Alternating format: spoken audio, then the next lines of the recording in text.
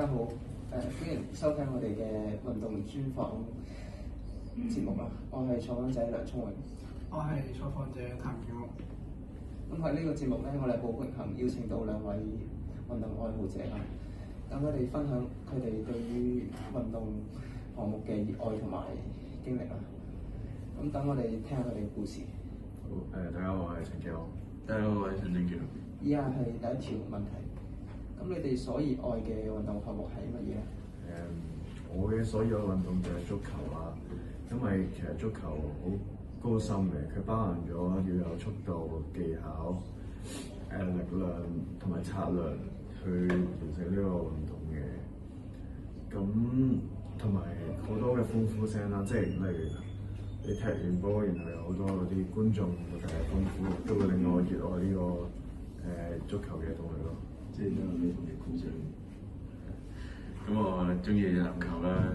咁我熱愛籃球就我由細個開始都開始打嘅。咁佢喺度俾到我動力就係可能好似入波嗰種爽感啊，或者個人嘅嗰種節奏啊，都令俾到好多歡樂我嘅。同埋即係籃球帶俾我就係同人哋合作啊嗰種，同埋大家比賽嘅時候嗰種刺激感。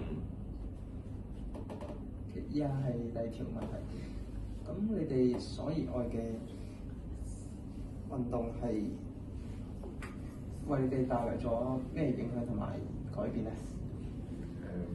我覺得足球帶俾我嘅改變就係同啲隊友嘅配合啦，即係你足球場有11個人㗎嘛，咁你點樣同佢哋溝通？即係例如可能你中場要踢個波俾佢前鋒，咁你要好多配合，好多嘅溝通，同啲隊友互相嘅照應咯。咁都可以學識到人際關係啦，同埋自己嘅嗰啲體能上都有加強，因為始終都係呢個運動都要加強。咁籃球方面其實同足球差唔多，都係一個團隊合作嘅運動嚟。咁我喺打緊波嘅時候都好需要同隊友要溝通啦。即係大家要合作去解決有啲咩場上嘅困難啊咁樣，咁都帶到俾我可以喺啲面對困難嘅時候可以冷靜落嚟，咁解決呢個問題嘅能力咯，係。咁第三條問題話喺呢兩項運動入邊，你哋有咩挑戰同埋有啲咩困難，同埋又有啲咩開心嘅回憶同埋得着啊？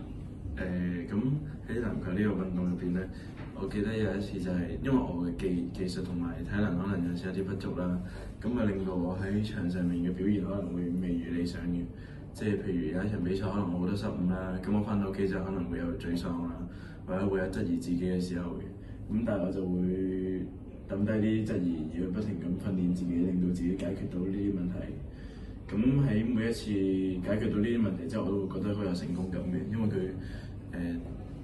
即係等於拋低咗過去嘅自己啦，咁令到我覺得好滿足。